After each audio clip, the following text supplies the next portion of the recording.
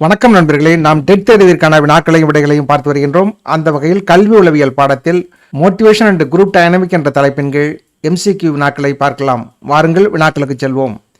உந்துதல் செயல்முறை நிறுத்தப்பட்டவுடன் என்ன நடக்கும்? ஒரு நபரின் செயல்பாடு நிறுத்தப்படும். செயல்பாட்டின் தேவை இறந்து விடுகிறது. இவை அனைத்தும் இவற்றில் எதுவும் இல்லை. சரியான விடை இவை அனைத்தும். எவை வாழ்க்கையின் இலக்குகளுக்கு ஊக்கசக்தியாக மாறுகின்றன? இலக்குகள் ஒரு நபரின் தேவையாக மாறும். இலக்குகள் சம்பந்தப்பட்ட நபரின் உள் செயல்முறையை தூண்டுகின்றன. இவை அனைத்தும் இவற்றில் எதுவும் இல்லை. சரியான விடை இலக்குகள் ஒரு நபரின் தேவையாக மாறும். உந்துதலின் மாஸ்லோ கோட்பாட்டை ஒத்த கோட்பாடு எது? ஒட்டு கோட்பாடு, சமூக கோட்பாடு, உள்ளுணர்வு கோட்பாடு. இவற்றில் எதுவும் இல்லை. சரியான விடை இவற்றுள் எதுவும் இல்லை. ஒரு நடத்தை பதிலை தூண்டவும் கட்டாயப்படுத்தவும் மற்றும் அந்த பதிலுக்கு குறிப்பிட்ட திசையை வழங்கும் உள்சக்தி எது? நோக்கம், விடாமுயற்சி, உணர்ச்சி, அர்ப்பணிப்பு. சரியான விடை நோக்கம். பின்வருவனவற்றுள் எது கற்றுக்கொள்வதற்கான ஊக்கத்தை மேம்படுத்துகிறது?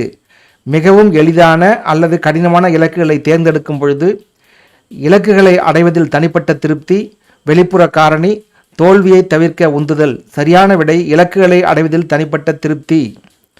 உந்துதல் எத்தனை வகைப்படும்? 2, 3, 4, 5. சரியான விடை 2. இவற்றுள் எது தவறு? கற்றல் என்பது இலக்கு சார்ந்த செயல்பாடு. கற்றல் என்பது பயிற்சியின் மூலம் பெறப்படும் ஒரு தொடர்ச்சியற்ற செயல்முறையாகும். கற்றல் நடத்தையில் சில மாற்றங்களை கொண்டு வருகிறது. கற்றல் என்பது அனுபவங்களை மேம்படுத்துவதும் ஒழுங்கமைப்பதும் ஆகும். சரியான விடை பி. கற்றல் என்பது பயிற்சியின் மூலம் பெறப்படும் ஒரு தொடர்ச்சியற்ற செயல்முறையாகும். சரியான கூற்றை தேர்வு செய்ய. கூற்று 1. அனைத்து கற்றல் மற்றும் ஊக்கம் ஒரு நோக்கம் அல்லது இலக்கு வேண்டும். கற்றல் என்பது வெளிப்புற மற்றும் உள்ளார்ந்த வெகுமதிகளின் கலவையாகும். சரியான விடை சி. கூற்று 1 சரி மற்றும் கூற்று 2 சரி. எதிர்பார்ப்பு கோட்பாட்டை கண்டறிந்தவர் யார்? எரிக்சன் கோட்பாடு, ஆபிரகாம் மாஸ்லோ கோட்பாடு, யூரிக் பிரன்னர் கோட்பாடு, விக்டர் ரோம் கோட்பாடு. சரியான விடை விக்டர் ரோம் கோட்பாடு. உந்துதல் பற்றிய மனிதநேய கோட்பாட்டை கண்டறிந்தவர் யார்? விக்டர் ரோம் கோட்பாடு, ஆபிரகாம் மாஸ்லோ கோட்பாடு, எரிக்சன் கோட்பாடு. இவற்றுள் எதுவும் இல்லை. சரியான விடை ஆபிரகாம் மாஸ்லோ கோட்பாடு. பின்வருவனவற்றுள் எது குழந்தைகளின் சிந்தனைக்கும் கற்றலுக்கும் கடத்தும் சூழலுக்கும் பொருத்தமானது? மாணவர்கள் எதை கற்றுக்கொள்வது, எப்படி கற்றுக்கொள்வது என்பது பற்றி சில முடிவுகளை எடுக்க அனுமதிக்கிறது. நீண்ட நேரம் செயலற்ற முறையில் கேட்பது. வீட்டுப் பணிகளை வரிசையாக வழங்கப்படும். தோல்விகளை தவிர்க்க உந்துதல். சரியான விடை மாணவர்கள் எதை கற்றுக்கொள்வது, எப்படி கற்றுக்கொள்வது என்பதை பற்றி சில முடிவுகளை எடுக்க அனுமதிக்கிறது. எந்த நுட்பம் உந்துதலின் நுட்பங்களை உணர மிகவும் பயனுள்ளதாக இருக்கும்? அறிவாற்றல் நோக்கங்கள், தாக்க நோக்கங்கள், சைக்கோமோட்டர் நோக்கங்கள். இவை அனைத்தும். சரியான விடை சைக்கோமோட்டர் நோக்கங்கள். மாஸ்லோவின் தேவைகளின் படிநிலை டேஷ் தவிர பின்வரும் அனைத்து வகைகளையும் உள்ளடக்கியது. பாதுகாப்பு, தொடர்புத்தன்மை, உடலியல், சுய உணர்தல். சரியான விடை தொடர்புத்தன்மை. ஃப்ரெடரிக் ஹெர்பர்ஸ்கின் கூற்றுப்படி டேஷ் என்பது வேலையை சுற்றியுள்ள நிலைமைகளுடன் தொடர்புடைய கூறுகள். சுகாதார காரணிகள், ஊக்குவிக்கும் காரணிகள், பொருளாதார காரணிகள், சுற்றுச்சூழல் காரணிகள். சரியான விடை ஏ. சுகாதார காரணிகள்.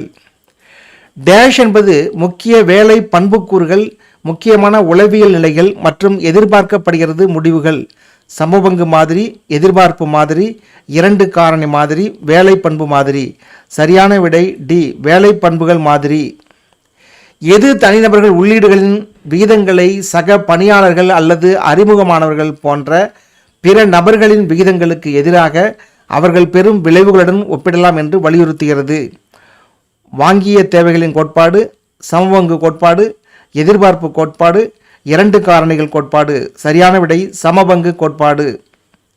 தேவைகள் தரநிலைகளை அமைத்தல், ஒழுக்கத்தை பேணுதல் மற்றும் துணைத் தலைவர்களை நியமித்தல் அடேரின் அணுகுமுறையின்படி டேஷ் என அழைக்கப்படுகிறது.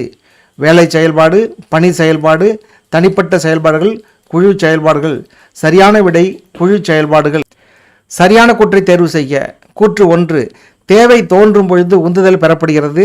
கூற்று 2. உந்துதல் என்பது இலக்கு சார்ந்த செயல்முறையாகும். சரியான விடை சி. கூற்று 1 சரி மற்றும் கூற்று 2 சரி. ஒரு தயாரிப்பு மேற்பார்வையாளர் ஒவ்வொரு நாளும் ஒரு திட்டத்திற்கு முன்னதாக ஒரு போனஸை பெறுகிறார். இது டேஷுக்கு எடுத்துக்காட்டு. முயற்சி, எதிர்மறை வலுவூட்டல், நேர்மறை வலுவூட்டல், சமமான ஊக்குவிப்பு. சரியான விடை நேர்மறை வலுவூட்டல். ஆல்பர்ட் பாண்டுராவின் சமூக அறிவாற்றல் கோட்பாடு டேஷ் மூலம் அறிவை பெறுவதாக வரையறுக்கிறது.